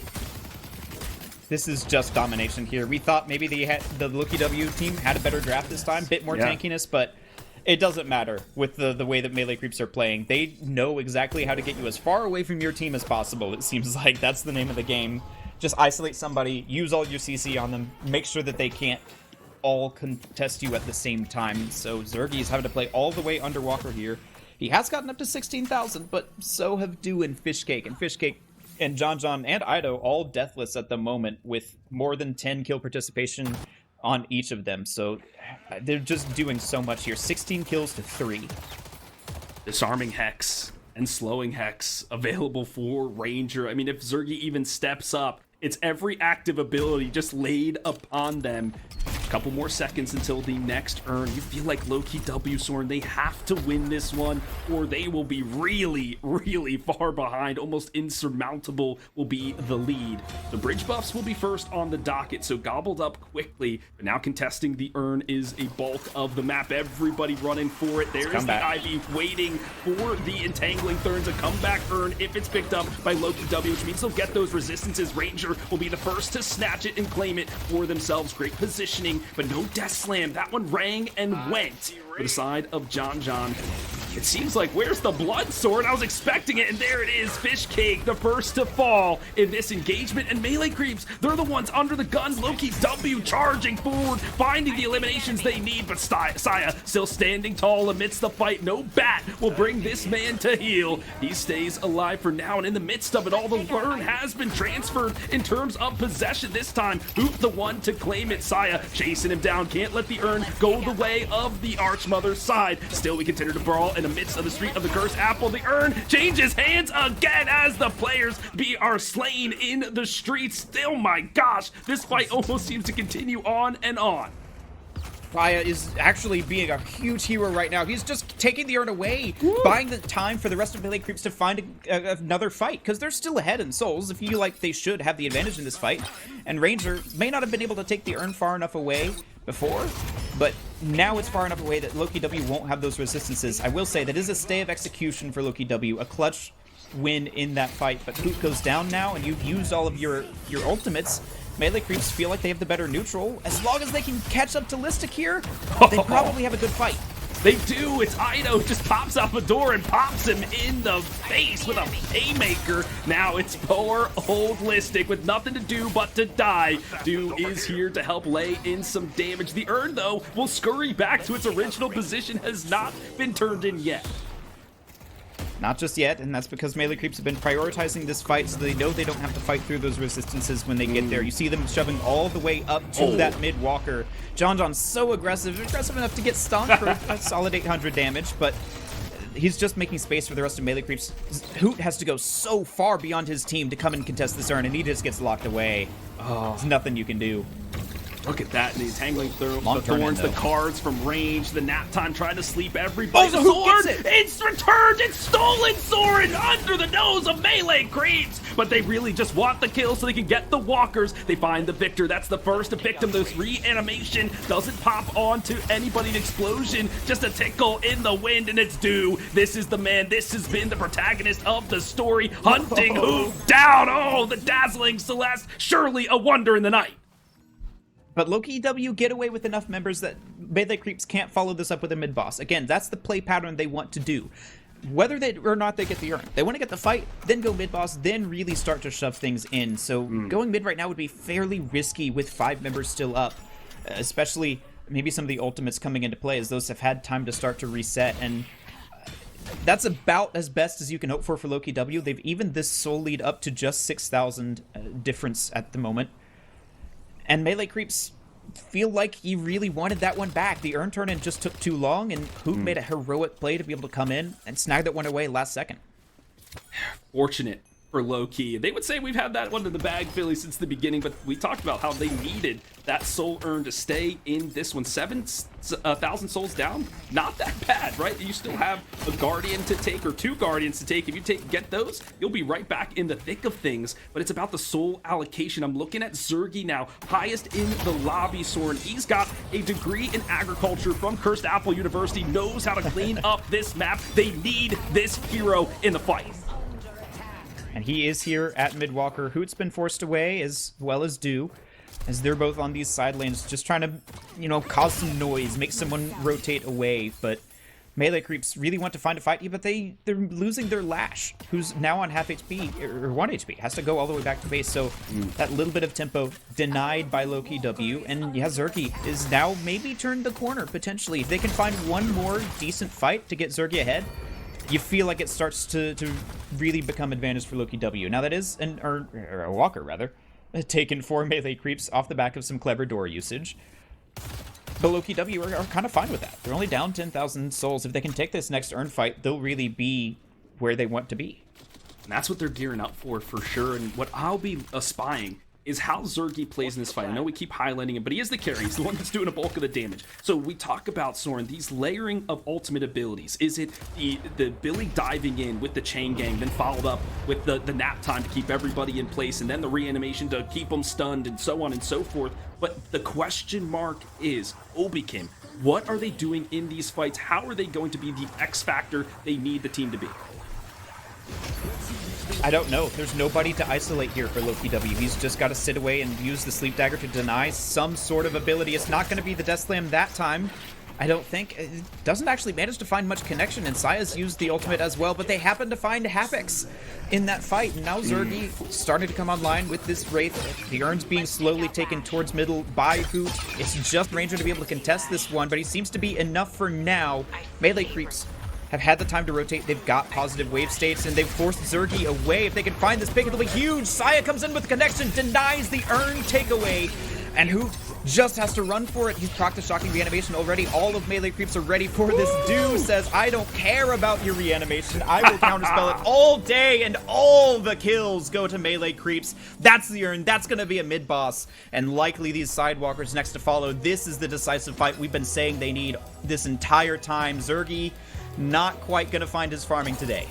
Sheesh. Melee creeps, they are designed to chase you down. So if you're even retreating for a second, that's exactly what they want. They can pick you apart, and they did just that. And like you said, Soren, a quickly captured Rejuvenator, and they are fully in control of this. Those walkers are going to be dead on arrival as they move on forward. Loki W scrambling in the midst of it. They have to do something to keep an even footing, but a soldier charge into the wall will not be what they're looking for. Cosmetical must use the execute to get away. Yeah, they're bringing numbers here, our Loki W. They can get a catch off of something like the nap time. It could be big, although, as I say, that rim's on the opposite side of the map, so maybe unlikely. But melee creeps, yeah, just have to find a way to use these rejuves effectively, and it seems like Listic at the front is going to be taken out, and it's just melee creeps using their CC difference to be able to take out these heroes one by one. I mean, Saya's practically unkillable. John is deathless this whole game, despite being on an uncomfortable role, maybe. Saya will take the first of those rejuves and do maybe the second to fall here, but they've still got enough gas to be able to take out Hoot and then rotate over for this left side walker. Listic, it feels bad, man. Every time he steps up, he's just destroyed. They just focus everything on him. It's like, what frontline are you talking about, Loki W? You've got nothing cosmetical, just cannon fodder out here, just tossing themselves to try to do some inkling of damage, but it's all for naught as this walker is just being destroyed, just bullets hailed into it. And look at lane 3, Sword. There's a huge tidal wave of troopers looking to take down those base guardians. It's melee creeps first and foremost, looking to close this out in 3.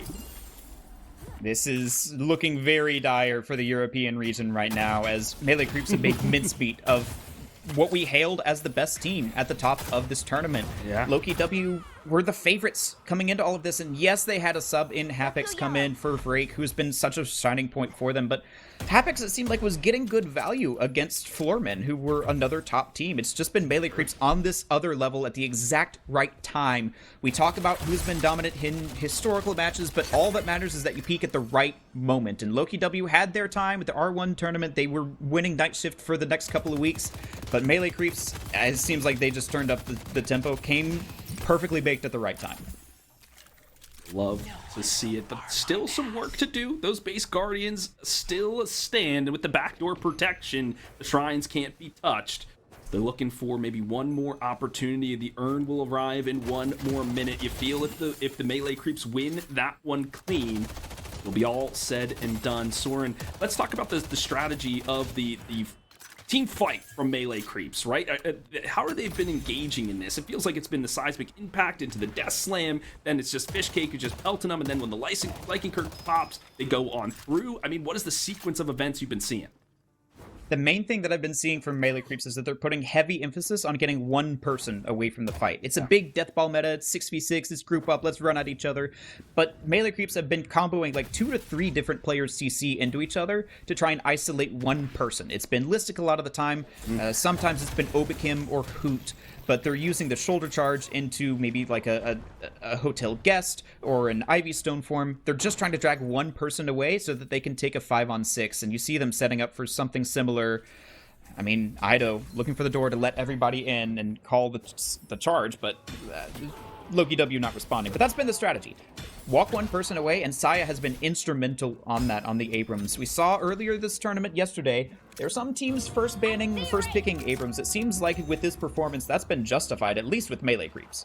I love myself a good Abrams player, and I'm surprised they didn't pick it up for Listic. We've seen him with some instrumental performances as well. We'll get to that, as this could be the make or break moment. The urn gobbled up there by Hoot. They've got to do something to keep it away. This time Ranger snatches it up. It almost feels like a Quidditch match. It's just who's got it now. The ball has been bouncing around. I don't even know who has the urn at this moment, but I know who's been taking the shots, and it surely is low-key W. Listic, singled out again and destroyed. This is due. He is the MVP. John doesn't even matter if he goes down. It's all about the unicorn. Celeste is just dismantling people left and right over this fight. It's exactly the game plan here for Melee Creeps. They lock Listic away in the Baroness, then everyone forward, shove the rest of Loki WA, and as soon as Listic's out, they fall back, kill him, move on to the rest of the team. Now Zerg is available. John has suffered his first death of the game, so Melee Creeps having to fight the raw 5v5, but they've still got the ability to be able to take these. I mean, Cosmetical running away on 1 HP. Urn also in possession of Melee Creeps, so they've got the timing that they want. They get to choose when and where to take this engagement, as Hoop's still fairly tanky here, but Saya's trying to take that advantage away. This actually could be turning the way of Loki W. Uh-oh, well, we will see no reanimation, no refresher for the zombie, but the monster really is Zergy, who takes down Saya. It was all just a bait. The biggest tank in the game is the monster himself. He will survive for this, and the urn has been given up. It's run back to its position, Soren. We will go again and fight once more. I almost feel like if you're Melee Creeps, you gotta give this one. It feels bad, but you're ahead by 30,000. You can afford it. You're gonna have to contest a comeback urn, and John doesn't have those resistances. He's back to the death screen. Saya's also been there. He had a long death timer at 70-something seconds, so Loki W, this is your moment to shine. This is your moment to try and take back some of this tempo. Claw your way back into this series, because if a turnaround can happen, this is when it has to. And it must, and it should, and it could, and it can. Low-key W looking for a way to get this urn, score the touchdown. Not only do they have to get it there, Soren, they have to protect it, because there are 4 members in gold on the prowl looking to turn it in their favor. Maybe this is where the haze comes in clutch to find the hidden kill to sleep somebody before the fight even breaks out. I'm looking for John, however, once they respawn for the Death Slam to come online. This is a full-on mad dash to the center of the map. They will get the urn in time. Does Melee Creeps give it up? It doesn't look like they will contest it, and the Soul Urn returned for Loki W. Maybe some exit frags on the books here for Abram. The book is certainly out as the Siphon Life is here, the Scourge upon him, and he certainly is a Scourge upon the map. It's blood in the streets. Sergey bopped, and it's a 5-player kill streak for the man in red. That's the exact worst scenario for Loki W after that fight. And Melee Creeps recognize exactly when their timing is. All right, you get the urn. There goes your resistances. Let's just kill him now. And so they get the chase down. It's a little bit unfortunate that the charge doesn't connect with the wall, but I mean, Ranger just carries him in. Taxi service direct to Wraith, and they take him down. So now Melee Creeps, if they can get one more pick here, it feels like they could have a really good shot at mid-boss and then on to the base. They're looking for somebody. They've isolated Listic once again. And the Rejuvenator descending. Something's got to happen for Loki W.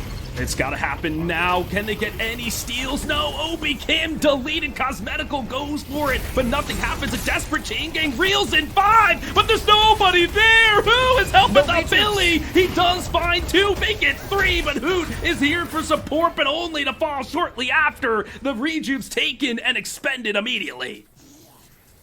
But hey, you got the full team wipe from it. Again, it seems like Melee Creeps are prioritizing the objectives, but not to take the objectives so that they can take fights. That's all that they need at the moment. They give up the urn to take the fight. They give up the mid-boss to take the fight. That's all they're doing right now, is just getting these kills now that the death timers are up as far as they're realistically likely to go in this fight, as Melee Creeps are looking to end this game in short order. All they've got to deal with is Zergy right now, and then as soon as the rest of the team comes up, they've not got any ultimates, actually, so they might have to back off after they take down the first stage of the Patron, but, I mean, they're far enough ahead that this feels very dire for Loki W. Certainly does, yeah. I feel like the wise decision, the clutch decision would be to back off. Now, they got the first stage of the Patron. There's plenty of jungle that they can claim for themselves, reach that extra item spike if they will. But Soren, something we haven't stated is look at the map. Every walker still online for the Melee Creeps. The Loki W, they can't even spike because they've got no slots available. Yeah, Zergy's got 35,000. He's contesting due, but like, where is he spending these souls? It's gotta be all tier 4s at this point. So another earned pickup here for melee creeps, and they've got the lane shoved out to the point where it's gonna be difficult for Loki W to come in, get those resistances, and take. I mean, it's not even an honest fight. It's a dishonest fight that they need to win at this point, but they are on the back ropes as far as you can be in a best of 5. This is truly desperation moment. It's a dire situation indeed. I'm seeing the chat. They're rooting for NA. A lot of people are saying, what is this one-sided affair? We expected better. Loki W, come on. We need you now. Bring us to a game 4. I'd be off the back of this man, Listic, who's been sought out time and time again. Another battle on the bridge is sure to ensue. They bait them in and leave. Maybe not. Yeah, they're backing up here, Soren. They bait them in and then take the urn away, so those resistances are gone. And now melee creeps, it's all forward. The Baroness Hotel, Listic has a permanent residence in there. No! Oh, buddy, what are you doing? And the cart, and the bell, and the boom goes the dynamite. He is dead, and Zergy is the first to be slain in this fight. Ido has been doing an electric amount of work. Will fall for his troubles. Finally, Cosmetical on the board, but is being hunted by the Lycan. Fortunate for them, he will get out of dodge, but the base is certainly in shambles. Hoot, not even a chance in hell, just destroyed by 2. This is the end of the game. This is it. Melee creeps are gonna take the title once again. Here we go. GG's in chat, and melee creeps, they are your victors. They take it in 3, $5,000 to them. This was not close. You can copium with about 5 different things if you're an EU fan, but melee creep showed utter domination from the draft to the execution. They had a read on this meta with, I mean, checking my watch here, it's been just over 48 hours since this patch dropped. 48 hours passed during this series, and melee creeps just had the read on it. They knew to prioritize frontliners, push you, take space,